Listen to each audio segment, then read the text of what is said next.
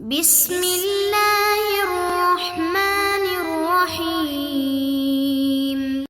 بسم اللہ الرحمن الرحیم۔ رب اشرح لی صدری ویسر لی امری واحلل عقدۃ من لسانی یفقہوا قولی۔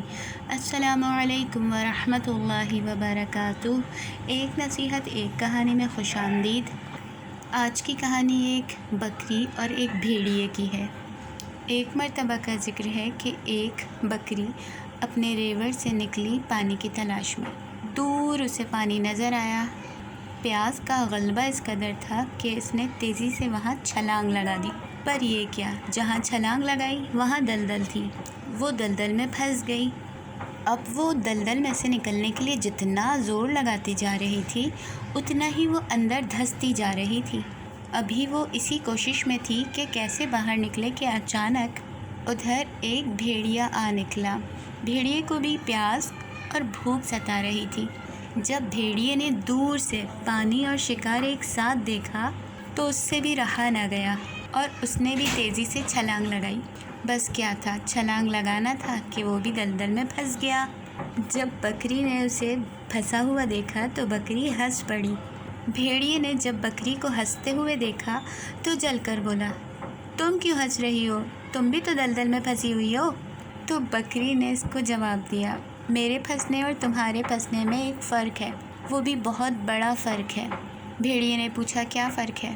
بکری نے جواب دیا، میرا مالک جب گھر جا کر اپنی بکریوں کو گنے گا تو سوچے گا یہ تو 30 تھیں، اب 29 یعنی 29 کیسے رہ گئیں؟ پھر وہ میری تلاش میں گھر سے نکلے گا اور مجھے اس دلدل میں پھنسا ہوا دیکھ کر مجھے نکال لے گا۔ اب تم بتاؤ، تمہارا کون ہے جو تمہیں اس دلدل سے نکال لے؟ اس پوری کہانی سے ہمیں خدا پر یقین کا درس ملتا ہے۔ جس طرح ایک بکری کو اپنے مالک پر یقین تھا کہ وہ اسے بچا لے گا، اسے ضائع نہیں ہونے دے گا، تو ہمیں بھی پروردگار عالم پر ایسا ہی پختہ یقین ہونا چاہیے کہ اگر ہم کہیں بھی کسی بھی مشکل میں پھنس جائیں، گرفتار ہو جائیں، تو ہمیں مایوس نہیں ہونا چاہیے، کیونکہ ہمارا بھی ایک مالک ہے، ایک رب ہے۔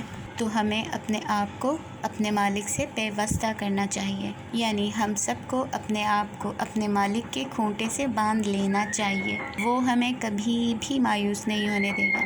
اگلی نصیحت اور کہانی کے ساتھ پھر حاضر ہوں گے، جب تک کے لیے اللہ حافظ۔ سبسکرائب کیجیے ذکر ٹی وی اور اس علم کے سفر میں ہمارے قدم کے ساتھ قدم ملائیے۔